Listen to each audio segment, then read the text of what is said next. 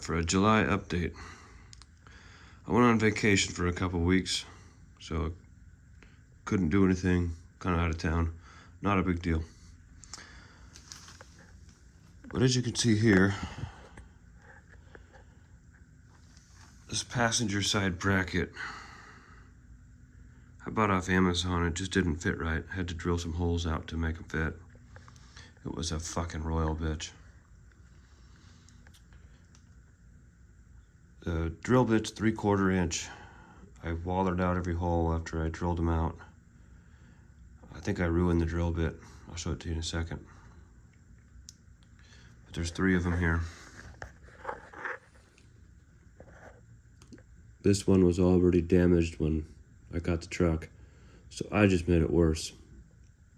There's still material to hold on to with the bolts, so it has room to catch, but not a whole lot. I may come back later, stick a washer in it. I really got to see if I have one that fits. This allows me to mount the passenger side of the intercooler. If I put the bolt upside down, it comes really close. Almost too close for comfort, so I just put the bolt going up. I don't think it'll affect anything, but when the bumper comes in, we'll get all that situated later. It's really not the end of the world.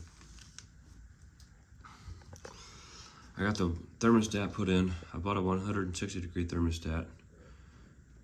This was kind of a pain with the turbo kit right above it. Really, if I'd have known it was going to be as hard as it was, I would have put that on first. Really, I would have. I put the bypass coolant hose here. I bought 3 of these before I got one that I liked. This one's Mishimoto.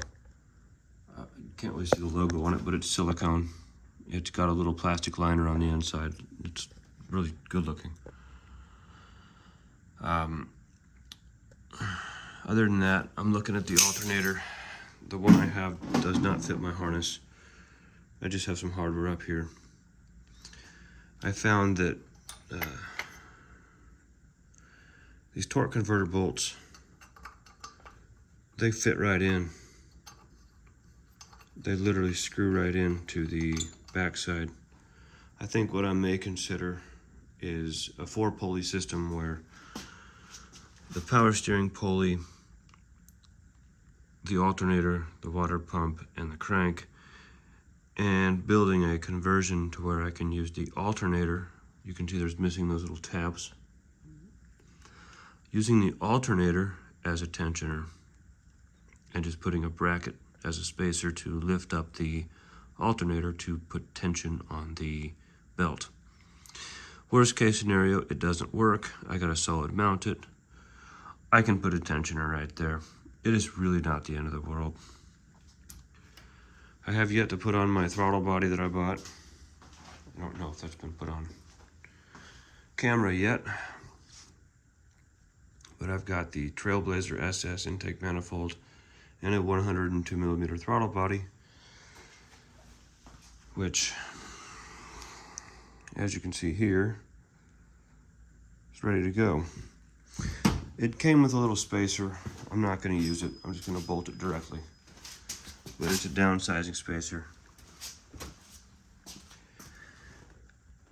I just need to get that hollered out to where it can fit it. If I don't, the throttle body only opens about 10%, 20%. So that'll be a port job in the future.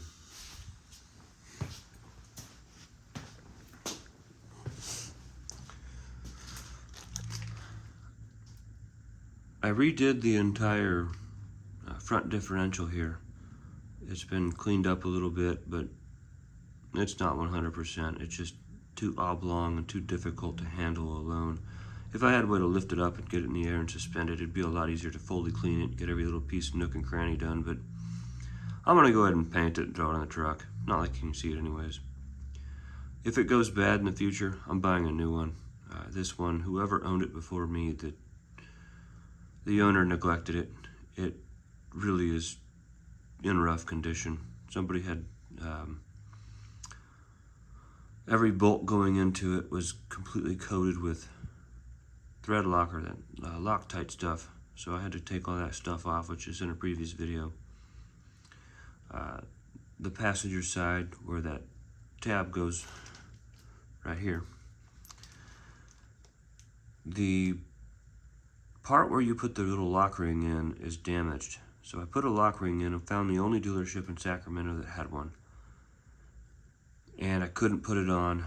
I had to hand grind some grooves out that were damaged. Once I did that, everything went in together, but the lock ring was just unable to fit at that point. Theoretically, you could grab it by the passenger side and just rip that whole part out. With it together on the truck, that's probably an unlikely occurrence. If it happens, well, I really don't give a damn. It really doesn't matter. I'll just buy a new unit at that point. It was fun to tear it apart, fun to work on it, but it's not the end of the world. It's a used truck. It's 4-wheel drive. Throw another part on it.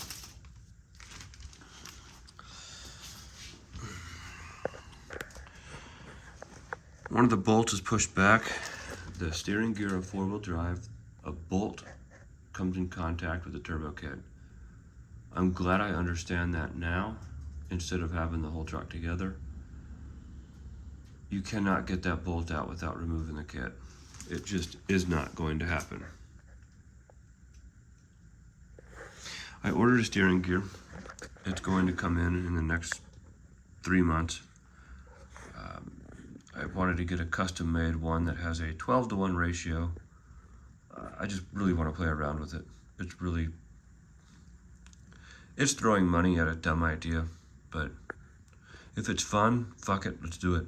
If it sucks, well, I'll be able to tell you about it.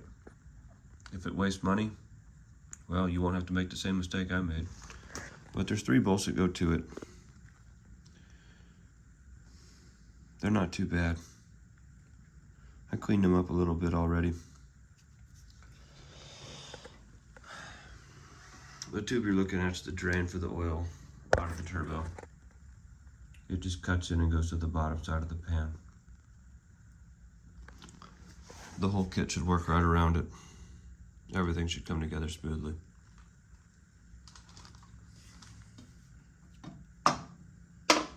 One thing I learned, the steering gears have 3 to 4 grooves. I don't know if you can see it right at the tip of my thumb. I'm trying to get the camera to focus. Those grooves, you either have 3 or 4.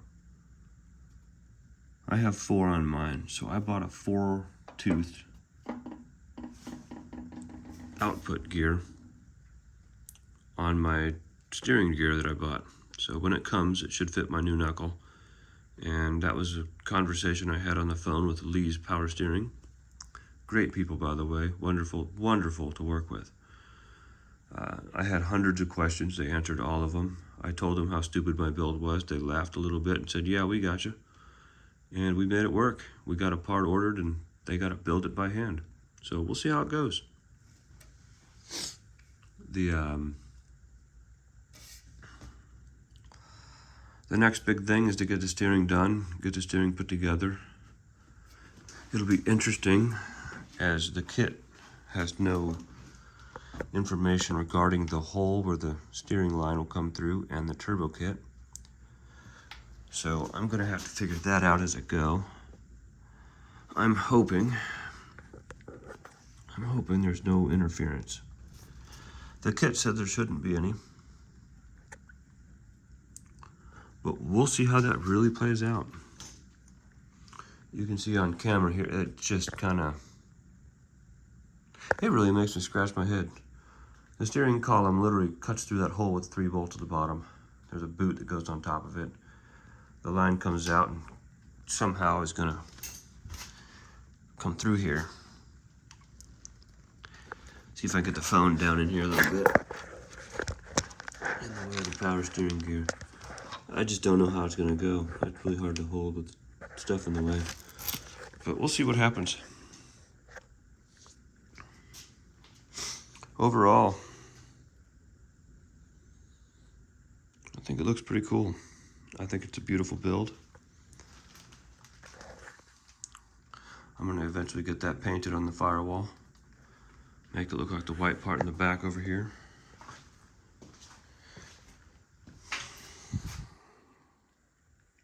I tell you, it's a lot easier to work on a truck when you don't have a fender in the way.